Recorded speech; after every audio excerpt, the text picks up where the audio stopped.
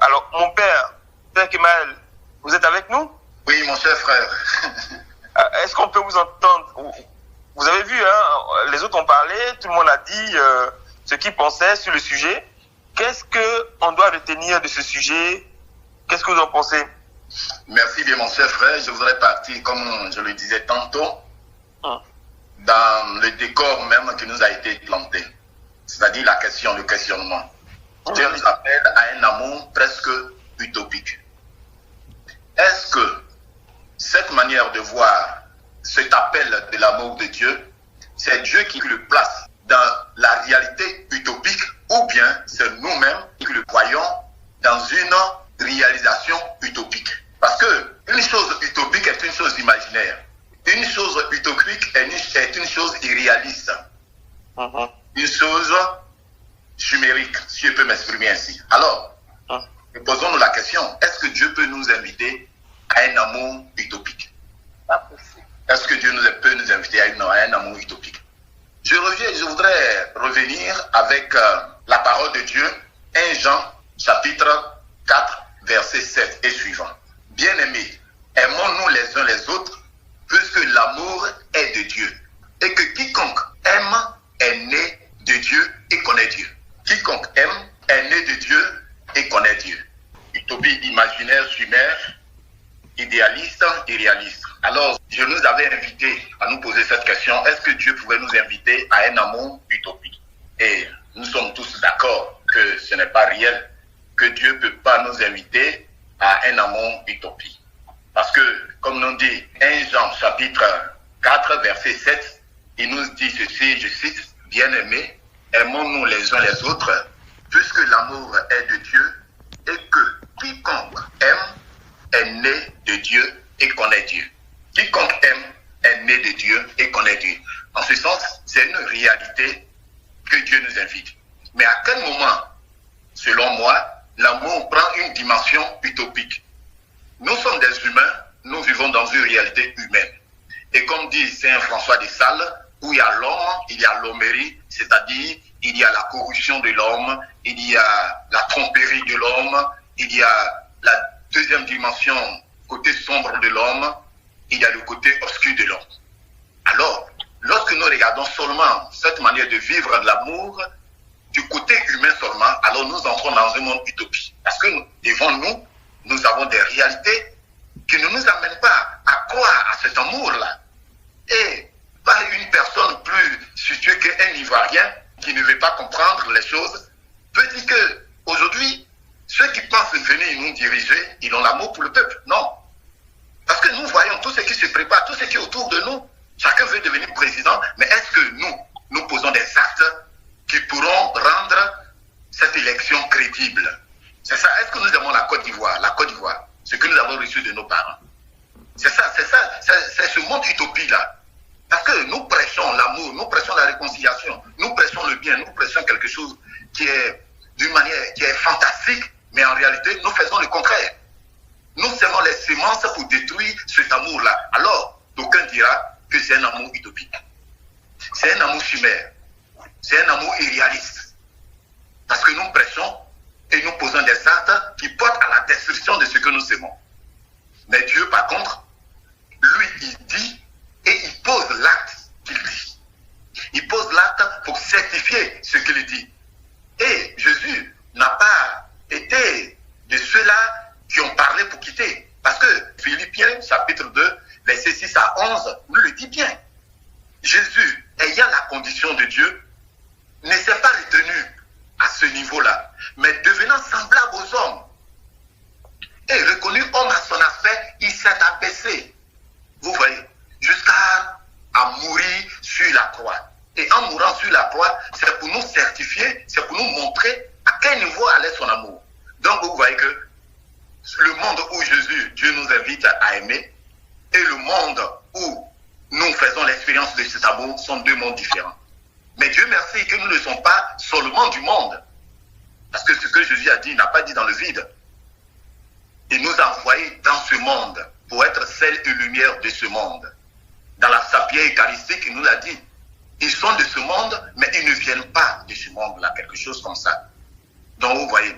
Alors Alors, nous sommes dans les deux dimensions, mais nous devons, en tant que chrétiens, peser dans la balance de la part de Dieu pour triompher de l'amour utopique que le monde nous présente.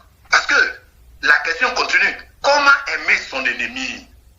Comment aimer son ennemi? Et dans ce comment aimer son ennemi, l'évangéliste Saint Luc, à son chapitre 6, verset 25 et suivant, qui nous demande d'aimer nos ennemis. Si quelqu'un te frappe sur la joue droite, donne-lui la joue gauche. Il nous invite d'aimer nos ennemis. Donc, vous voyez. Alors, tout à l'heure, on était en train de se dire, celui qu'on a identifié comme son ennemi pourrait ne pas être... Je voudrais nous envoyer sur notre dimension. On fait palabre à deux.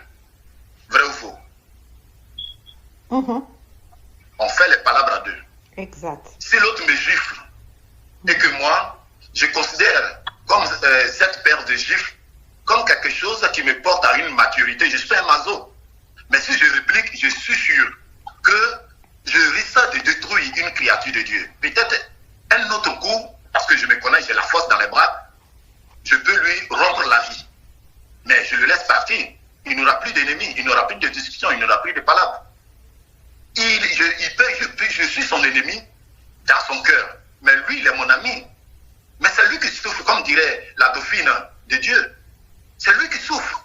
Mais moi, dans mon amour, pourquoi est-ce que le bourreau, avant de tuer les gens, il se couvre le visage?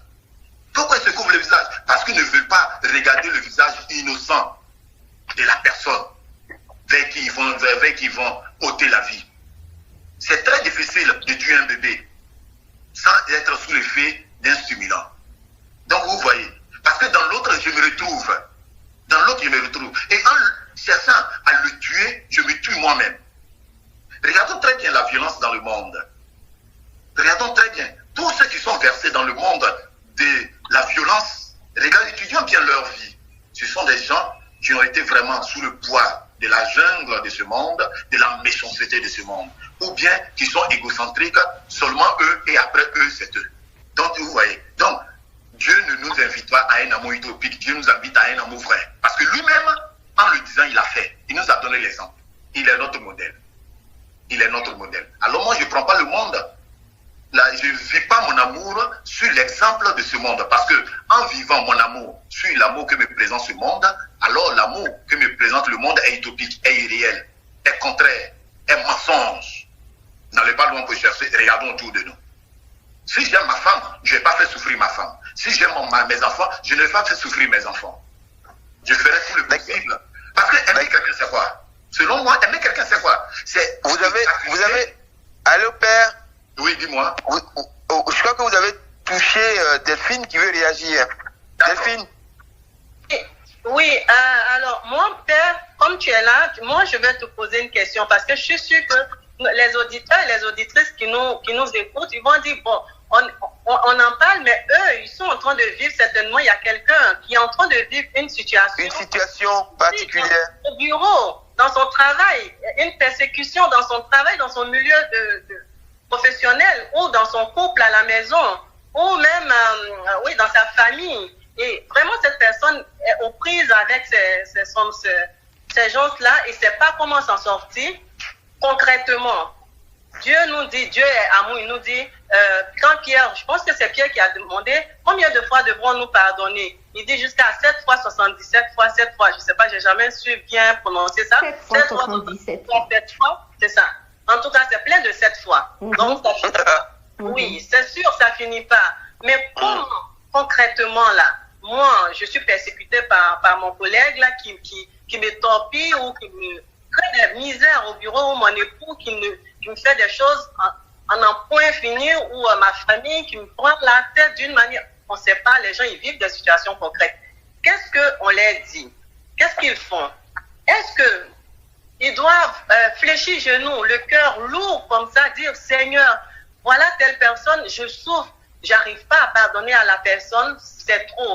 Qu'est-ce que je fais? Donne-moi la grâce de pardonner, ou je sais pas, parce que dans notre thème, on dit qu'il ne nous veut du mal et qu'en retour, nous voulons voir disparaître de la surface de la terre. Comment ça? Est-ce que ces personnes, on veut vraiment les voir disparaître de la surface de la terre? pas forcément, je pense pas qu'on puisse aller jusqu'à dire qu'on veut les voir disparaître, mais souvent ça peut arriver où tu te dis, si telle personne n'existait pas, là, franchement, mon quotidien allait être plus agréable, là. On y pense, là, on est des êtres humains. Dans ce genre de cas-là, qu'est-ce qu'on fait? On va à la confession, on va à l'église, on communie, on fait tout ce qu'on peut, mais le problème est là, ça nous étouffe au quotidien. Qu'est-ce qu'on fait? Et on sait au fond de nous-mêmes que tant qu'on a enfermé cette personne dans notre cœur, là, on ne peut pas, nos prières ne peuvent pas aboutir, nos prières ne peuvent pas parce que ton cœur est chargé. Moi, j'ai une partie ici où le Seigneur nous dit que lorsque nous enfermons quelqu'un dans notre cœur, que notre cœur est lourd, tout ça, nos prières, même l'Eucharistie que nous prenons à l'église, tout ça, ça n'a pas de valeur. Parce que le Père a dit, avant de venir faire une offrande, va te réconcilier avec ton frère. Et puis viens. Ça veut dire que mon offrande là, il ne peut pas accueillir. Parce que mon frère, ça chauffe dans mon cœur, ça chauffe dans mon environnement, dans mon quotidien. Comment je vais accéder à ce pardon-là pour pouvoir moi aussi me libérer? Père, curé de notre forum, qu'est-ce qu'on fait? Alors, il y a Julie qui voulait ajouter quelque chose. Oui, c'était pour abonder dans le même sens que Delphine. Je voudrais dire, en un mot, combien de fois vais-je, je dirais, rester patiente face à ces allégations au niveau du travail, au niveau de celui que je crois être mon ennemi qui me persécute. En tant que chrétien, combien de fois vais-je utiliser la formule de 7 fois 77 fois? Étant entendu que quand on dit combien de fois vais-je pardonner, devrais-je pardonner à celui qui me cause du tort, quand le Seigneur dit tu pourras et tu devras pardonner 7 fois 77 fois. Si tu peux faire ce calcul, commence à compter. Une fois, je pardonne. Deux fois, je pardonne. 3 fois, je pardonne. Exact. Voilà. Et on multiplie par 77 fois. Si tu réussis à le faire, alors, et on se dit, il faut pardonner à l'infini. Il ne faut pas compter, il ne faut pas quantifier. Pardonne. Il fait, il faut pardonner. Il fait, il faut pardonner. Il faut pardonner. On s'accroche à quoi pour avoir cette volonté de pardonner? Et quand bien même le milieu du travail n'est pas le même que celui de le milieu social dans lequel tu penses que tu as un ennemi en face qu'il faut peut-être être patient et tout. Dans le milieu du travail, c'est pas la même chose. C'est pas pareil. Il faut cibler. Voilà. Quand on est, par exemple, en politique, pardonner là-bas n'est pas facile, n'est pas pareil que quand on est dans son foyer. Quand on parle de se pardonner entre frères et sœurs de la même famille, c'est pas pareil que quand on est collaborateur du même service. Alors, il y a Daniel qui nous a rejoint. Daniel veut réagir dans l'interaction. Daniel, bonjour. Paix et joie, les amis. Paix et joie. Amen. Amen. Daniel. Amen. D'accord. Daniel, vous avez donné votre avis, on l'a déjà entendu. Est-ce que vous avez envie d'ajouter quelque chose à votre intervention qu'on a déjà entendu? Je veux un peu m'appesantir sur ce que ma sœur Delphine disait par rapport à du concret. Comment être concret? Parce que c'est ça qu'il s'agit en fait quand on se prononce sur des sujets. C'est comment humblement, je fais quelque chose et puis je pense que ça marche et comment je peux partager cette chose-là. Le pardon, pour nous, c'est une place. C'est une place. N'oublions pas, nous sommes des êtres spirituels. Donc, nous ne sommes pas confinés. C'est une place. Et cette image-là me vient un peu de la méditation du psaume 23 où il est dit, mon bon berger me conduit vers des eaux tranquilles, sur de verts pâturages. Donc, c'est mon âme qui est conduite. Je peux dire mon âme est conduite, ça peut être matériellement, physiquement, mais aujourd'hui, je veux juste m'intéresser à cet espace spirituel dans lequel mon âme est conduite. Au travail, que ce soit, j'ai pas envie de dire qu'on doit être des personnes, des mutantes, donc qui change au fil des circonstances parce que je suis à la maison, voilà comment je me comporte. Je suis dans le village Espoir Diaspora, voilà comment je me comporte. Je suis ici, non, c'est trop compliqué. À la fin de la journée, on est épuisé. Par contre, quand on est authentique, on est la même personne, on peut juste ajuster un tout petit peu, mais on est la même personne. Donc, peu importe les circonstances, peu importe les cibles, on pourra dire Daniel est comme si, majoritairement. Peut-être que en descendant dans l'intimité, elle est un peu plus ou un peu moins, mais les grandes lignes sont là. Donc, pour l'ennemi, pour la personne, pour l'enfant de Dieu qui nous fatigue, qui est un défi de cohabitation pacifique pour nous, moi, j'ai envie de dire, allons dans cet espace-là du Christ. Parce que le bois vert a été maltraité. Qu'adviendra-t-il du bois sec? Mon Christ qui était saint, qui n'avait rien fait. Les confidences de certains saints, ou quand tu regardes, tu lis certains récits mystiques, c'est plus de 5000 coups qu'il a reçus déjà pour la flagellation. Plus de 5000. Donc on va peut-être laisser les 777 là, plus de 5000.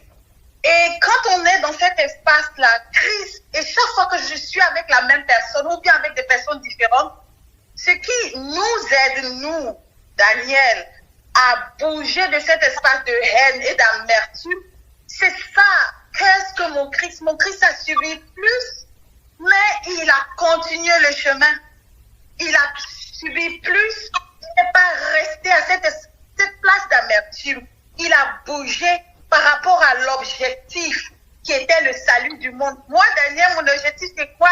En tant que chrétien, c'est imiter Jésus. Donc, je bouge de cet espace d'amertume qui me fige dans ce truc avec l'adversaire ou bien avec mon collègue ou avec mon conjoint, n'importe qui, n'importe quoi.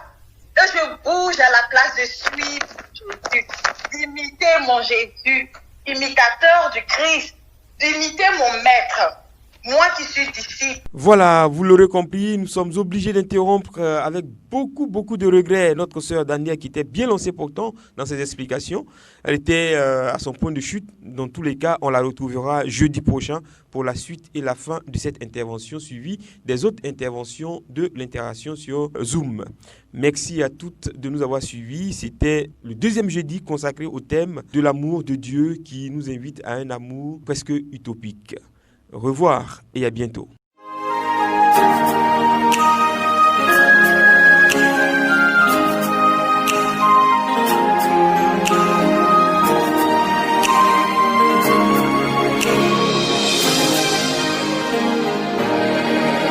Espoir Diaspora.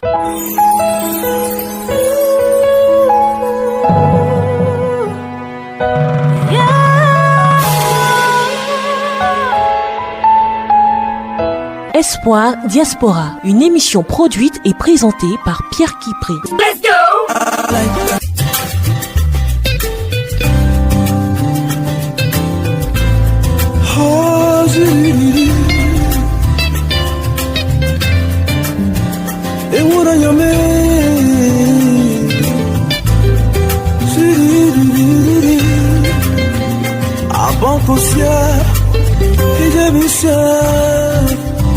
Papa ta